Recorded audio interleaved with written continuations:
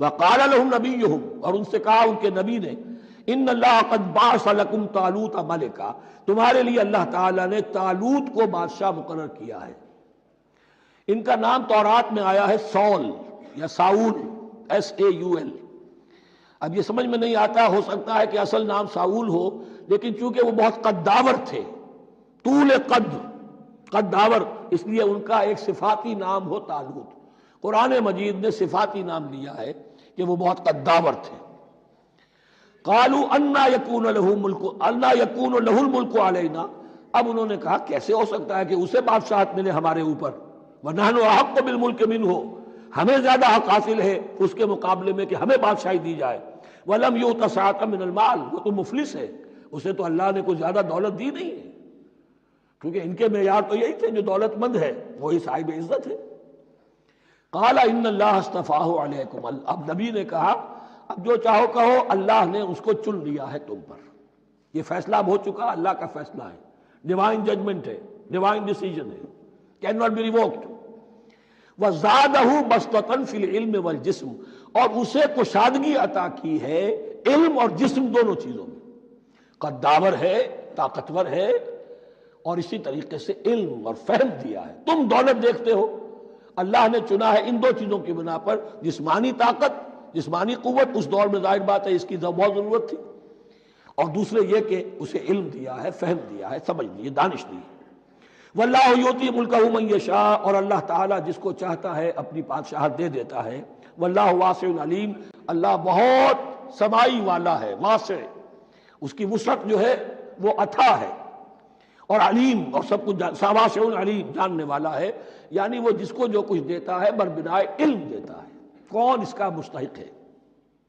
وقال لهم نبيهم ان آیۃ ملکہ ان یاتیکم التابوت فیہ سکینۃ من ربکم وبقیۃ مما ترک آل موسیٰ وآل ہارون تحملہ الملائکہ، اور ان سے کہا ان کے نبی نے کہ طالوت کی بادشاہت کی ایک نشانی یہ ہوگی کہ وہ صندوق جو تمہارے سے جاتا رہا چھن چکا ہے، جس میں سکینہ ہے، تمہارے لیے تسکین کا سامان ہے تمہارے رب کی طرف سے، اور بقیت مما ترک آل موسیٰ و آل ہارون، اور کچھ تبرکات ہیں جو آل موسیٰ اور آل ہارون کے اس صندوق میں رکھے ہوئے ہیں، تحملہ الملائکہ، وہ ملائکہ کی تحویل میں۔ ہوا یہ کہ جہاں وہ تابوت لے گئے ان کے دشمن، وہاں پلیگ آ گئی، انہوں نے سمجھا کوئی نحوست ہے اس کے اندر جس کی وجہ سے پلیگ آ گئی ہے، انہوں نے ایک چھکڑے کے اوپر اس کو رکھا اور بیلوں کو ہانک دیا، جاؤ جدھر جانا ہے۔ تو حضرت سموئیل نے ان سے کہا کہ طالوت کا اللہ کی طرف سے نامزد کیے جانا ایک علامت اس کی یہ ہوگی کہ وہ تمہارے تسکین کا سامان جو تم سے چھن گیا تھا، ان کے عہد عمارت میں یا ان کے عہد ملوکیت میں تمہیں واپس مل جائے گا، اور وہ فرشتوں کی تحویل میں ہے۔ تو ایک روز وہ چھکڑا جو ہے وہ لیے ہوئے وہ تابوت ان کے ہاں پہنچ گیا۔ ان فی ذلک لآیۃ لکم ان کنتم مؤمنین، یقیناً اس میں تمہارے لیے نشانی ہے اگر تم ماننے والے ہو۔ فلما فصل طالوت بالجنود، اب جب حضرت طالوت اپنے لشکروں کو لے کر چلے، ان میں سے جو لوگ تو انکار کر گئے رہ گئے، جو لوگ چلے ساتھ ان کو لے کر چلے۔ قال ان اللہ مبتلیکم بنہر، انہوں نے فرمایا اپنے لشکر والوں سے اللہ تعالیٰ تمہاری ایک آزمائش کرے گا ایک نہر سے، دریا سے، یہی جو ہے جارڈن ریور جارڈن، اس کو کراس کر کے پھر حملہ کرنا تھا۔ فمن شرب منہ فلیس منی، جو اس میں سے پیٹ بھر کر پانی پیے گا وہ مجھ میں سے نہیں ہے۔ ومن لم یطعمہ فإنہ منی، جو اس میں سے پانی نہیں پیے گا وہ میرا ساتھی ہے۔ الا من اغترف غرفۃ بیدہ، سوائے اس کے کہ کوئی صرف اپنے چلو سے اور وہ کچھ وہ ایک گھونٹ لے لے۔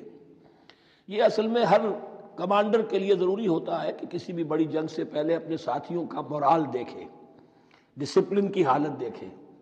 تو جیسے حضور نے بھی غزوہ بدر سے قبل مشاورت کی تھی کہ مسلمانوں ایک لشکر آ رہا ہے جنوب سے کیل کانٹے سے لیس، اور ایک قافلہ آ رہا ہے شمال سے، اور اللہ نے ان دو میں سے ایک کا وعدہ کیا تمہیں ضرور ملے گا، بتاؤ کدھر چلیں۔ اندازہ ہو گیا کچھ لوگ جو کمزوری دکھا رہے تھے انہوں نے کہا چلیں جی پہلے قافلہ لوٹ لیں، اور جو لوگ تھے باہمت انہوں نے کہا جو حضور آپ کی ارادہ، جو آپ کا منشا ہو۔ تو یہاں بھی انہوں نے اس سے ٹیسٹ کیا ہے کہ آیا وہ میرے حکم کی پابندی کرتے ہیں یا نہیں کرتے۔ فشربوا منہ، تو ان سب نے، بہتوں نے پیا اس میں سے خوب جی بھر کر، الا قلیلا منہم، سوائے ان میں سے بہت کم تعداد میں۔ فلما جاوزہ ہوا والذین آمنوا معہ، تو جب گزرے اس دریا کے پار اترے وہ اور وہ لوگ جو ان کے ساتھ ساتھی اب اہل ایمان رہ گئے تھے. یعنی پہلی سکریننگ پہلے ہو چکی تھی جو قتال ہی کے منکر ہو گئے تھے، اور اس کے بعد دوسری ہو گئی ہے کہ جو اس چھلنی میں سے نہیں نکل سکے، وہ پانی پی کر بے سدھ ہو گئے. یہ ایسا ہی ہے جیسے غزوہ احد میں حضور صلی اللہ علیہ وسلم کے ساتھ 1000 آدمی مدینے سے نکلے تھے اور پھر عین وقت پر 300 آدمی ساتھ چھوڑ کر چلے گئے. تو جب انہوں نے دریا پار کر لیا، انہوں نے اور ان کے ساتھی اہل ایمان نے، قالوا لا طاقت لنا اليوم بجالوت وجنودہ، تو انہوں نے کہا کہ ہمارے اندر تو واقعتاً طاقت نہیں ہے کہ ہم جالوت کا اور اس کے لشکروں کا مقابلہ کر سکیں. یہ گولیت جس کو کہتے ہیں جالوت، یہ بڑا قوی ہیکل انسان تھا، اور اس کا جو زرہ بختر تھا وہ اتنا پورا جسم ڈھکا ہوا کہ سوائے آنکھ کے سوراخ کے اور کچھ نہیں تھا اس میں، جو نظر ہی نہیں آتا تھا. تو اس نے مبارزت کی اور کوئی بھی مقابلے پر نہیں آ رہا تھا.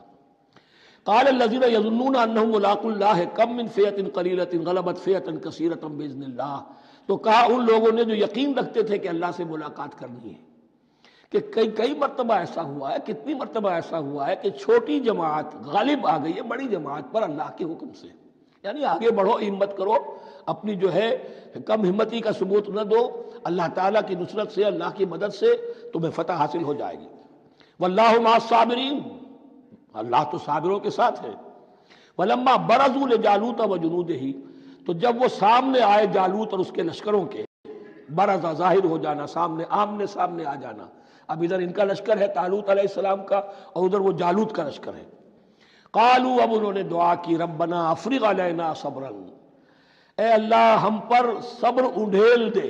یہ افرغ کا لفظ ہوتا ہے کسی برتن سے پانی اس طرح گرا دینا کسی کے اوپر کہ وہ برتن خالی ہو جائے، گھڑوں پانی ڈال دینا یا کچھ اور برتن میں سے. افرغ علینا صبرا، ہم پر صبر اڈھیل دے، صبر کی بارش فرما دے. ربنا افرغ علینا صبرا وثبت اقدامنا، اور ہمارے قدموں کو جما دے، وانصرنا علی القوم الکافرین، اور ہماری مدد فرما ان کافروں کے مقابلے میں. یہی دعا گویا کہ تلقین کی جا رہی ہے اہل ایمان کو کہ جب بدر کے موقع پر تمہارا مقابلہ ہوگا تو تمہیں یہ دعا کرنی چاہیے. فہزموہم باذن اللہ، تو انہوں نے بھگا دیا ان کو اللہ کے حکم سے، اللہ کے اذن سے، اللہ کی مشیت سے. وقتل داود و جالوتا، اور قتل کیا جالوت کو داود نے. یہ داود جو ہے تورات سے معلوم ہوتا گڈریے تھے، جنگلوں میں رہتے تھے اپنی بھیڑیں بکریاں لے کر، اور ان کے پاس ایک گوپیا ہوتا تھا، اس گوپیے کے اندر پتھر رکھ کر اس کو گھما کر وہ مارتے تھے. لیکن نشانہ اتنا صحیح تھا کہ اس سے وہ کہتے تھے کہ میں شیروں کے جبڑے توڑ دیتا ہوں. جب کبھی شیر آتے ہیں میرے بھیڑوں بکریوں کے گلوں پر حملے کے لیے، تو جب وہ آ گئے اتفاق سے، جب لشکر آمنے سامنے تھے، ادھر جالوت للکار رہا ہے آئے کوئی میرے مقابلے میں، ادھر سب کے سب سہمے کھڑے ہیں، کوئی آگے نہیں نکل رہا. تو حضرت طالوت آئے، یہ حضرت داؤد آ گئے اتفاقاً. کہا معلوم ہوا کیا سچویشن ہے، یہ ہے کہ اچھا ٹھیک ہے، میں اس غیر مختون کا میں معاملہ کرتا ہوں، اس لیے کہ یہ ان کے ہاں سب سے بڑی گالی تھی. حضرت ابراہیم کی ملت میں ہے ختنہ، اور یہ جو کفار اور مشرک تھے ان کے ہاں ختنہ نہیں تھی، تو نامختون ہونا ان کے ہاں یہ سب سے بڑی گالی تھی. اس نامختون کا پھر جو ہے میں اس کو کیفر کردار تک پہنچاؤں گا، میرے پاس یہ گوپیا ہے اور میں تو شیروں کے جبڑے توڑ دیا کرتا ہوں. انہوں نے پھر وہ پتھر رکھ کر اور گھمایا ہے، اور سیدھا وہ آنکھ کے سوراخ سے اس کے بھیجے کے اندر اتر گیا. اور اس طریقے سے قتل داود و جالوتا، داود نے جالوت کو قتل کیا، اور اللہ تعالیٰ نے پھر ان کو جو براتیں عطا کیے. وَآتَاهُ اللَّهُ الْمُلْكَ وَالْحِكْمَةَ وَعَلَّمَهُ مِمَّا يَشَاءُ. ایک تو یہ کہ طالوت علیہ السلام نے اپنی بیٹی کا نکاح ان سے کر دیا، داماد ہو گئے، اور پھر انہی کو وارث بنایا، یہ بادشاہ ہوئے. اللہ نے ان کو ہی ملک دیا، حکومت دی، بادشاہت دی، اور دی، نبوت بھی دی. یہ دونوں اعتبارات سے ان کو اللہ تعالیٰ نے سرفراز فرمایا. وَعَلَّمَهُ مِمَّا يَشَاءُ، اور پھر اسے سکھایا جو کچھ کہ اللہ نے چاہا. وَلَوْلَا دَفْعُ اللَّهِ النَّاسَ بَعْضَهُمْ بِبَعْضٍ، اور اگر اس طریقے سے اللہ ایک گروہ کو دوسرے کے ذریعے سے دفع نہ کرتا رہے، زمین میں فساد ہوتا ہے تو اللہ تعالیٰ کو شکل ایسی پیدا کرتا ہے کہ کسی اور گروہ کو سامنے لا کر مفسدوں کا خاتمہ کرتا ہے.